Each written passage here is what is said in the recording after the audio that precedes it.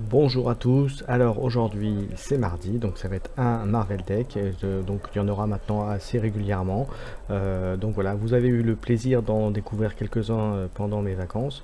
Maintenant, eh ben, écoutez, on va faire ça de manière assez régulière. Et aujourd'hui, on va commencer avec un deck Justice Black Widow. Je vous propose de regarder ça juste après l'intro. Allez, on est parti.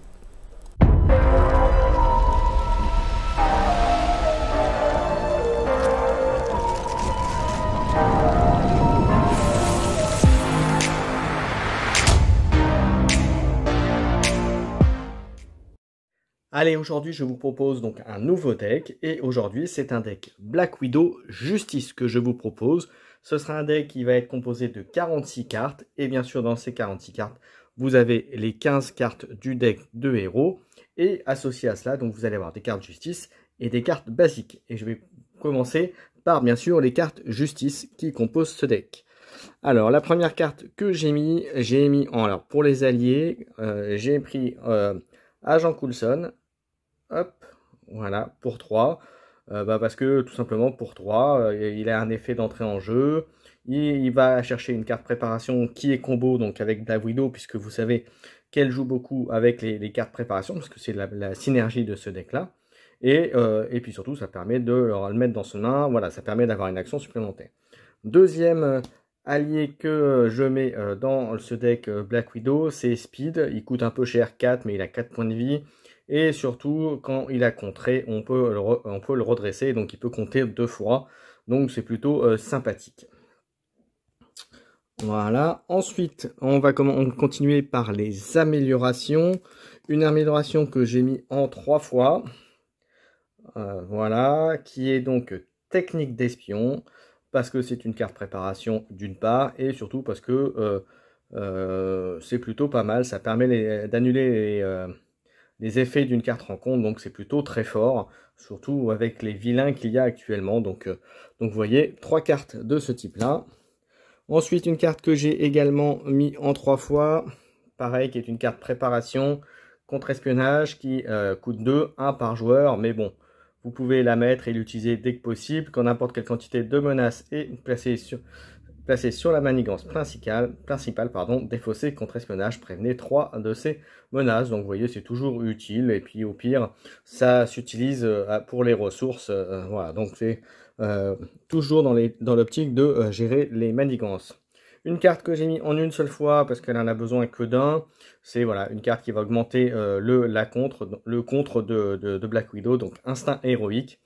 Si vous jouez en multijoueur, vous pouvez éventuellement en mettre 2, mais 1 pour elle-même, ça suffit tout seul. Une carte également que j'ai mis en une seule fois, parce que de toute façon c'est assez spécifique, mais bon, c'est un peu cher. Donc 3, c'est policière en patrouille. L'action, comme vous le savez, c'est on déplace une menace d'une manigance vers cette carte, et puis en action, incliner, défausser policière en patrouille. Infliger un dégât à un sbire pour chaque menace sur cette... voilà. Donc c'est plus situationnel, donc je l'ai quand même mis en une fois. Donc de vous à moi, on pourrait l'enlever. Je dirais que c'est plus en fonction du vilain que vous allez affronter. Pareil, c'est une carte que vous pourriez mettre en 2 fois si vous savez qu'il y aura beaucoup de sbires.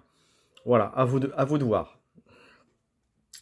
Une carte que j'ai mis en 3 fois parce qu'elle fait bien son boulot. C'est soigner son entrée. C'est un événement qui coûte 1. C'est interruption de héros. Quand votre héros effectue un contre de base, il gagne 2 contres pour ce contre. Après la fin de ce contre, si votre héros a ainsi retiré toute la manigance d'une manigance, donc manigance principale ou annexe bien entendu, vous le soignez de 2, donc ce qui est plutôt bien pour Black Widow qui, je vous rappelle, a 9 points de vie, donc ça pourrait être très utile pour elle. Ensuite, carte suivante que j'ai mis en 3 exemplaires aussi, c'est pour la justice, une carte pour 2, un contre également, toujours rester dans la thématique. Action de héros, retirer 3 menaces d'une manigance, 4 si vous avez utilisé une ressource du type indiqué pour payer cette carte. Donc c'est toujours bon, voilà, un 2 pour 3, voilà, c'est plutôt bien, c'est plutôt pas trop cher, donc ça permet de faire pas mal de choses. Une carte que j'ai mis en 2 fois, alors pas en 3 parce que c'est quand même 3 de ressources, ça coûte cher. Mais en revanche qui est quand même très bien, surtout encore une fois avec les nouveaux vilains qui vont arriver. et les nouvelles manigances, c'est action de héros en contre toujours, retirer 6 menaces de la manigance principale, et si vous avez utilisé une ressource du type indiqué, pour payer cette carte, ce contre ignore l'icône de crise. Donc c'est plutôt, voilà, c'est pour vous empêcher de prendre une défaite dans la figure, comme ça peut arriver avec certains vilains, avec toutes les manigances principales qui arrivent. Et si vous avez l'icône de crise, ben, au moins ça vous permet de gérer, de gagner un peu de temps. Même en multijoueur, enlever 6 de la manigance principale, c'est quand même très fort. Et puis ça fait gagner au moins un tour, voire deux, à faire cela. Carte suivante, une carte que j'ai mis en 2 exemplaires. Donc frappe furtive, qui est plutôt pas mal. Alors ça coûte 3. Alors vous allez voir, le coût des cartes est quand même relativement cher. Donc faites attention dans l'ordre dans lequel vous allez les utiliser. Pardon. Mais donc pour 3, attaque frappe furtive, donc action de héros, attaque, infliger 4 dégâts à un ennemi. Si cet ennemi est vaincu par cette attaque, retirez 2 menaces d'une manigance. Donc c'est plutôt pas mal. Et voilà, ça permet d'éliminer un sbire contre soi ou d'éliminer une phase de vilain et ça marchera aussi. Non, le vilain ça marchera pas. Ensuite, coup étourdissant pour 3, action de héros, attaque, désorienter un ennemi, ça c'est toujours bon, toujours contre le vilain.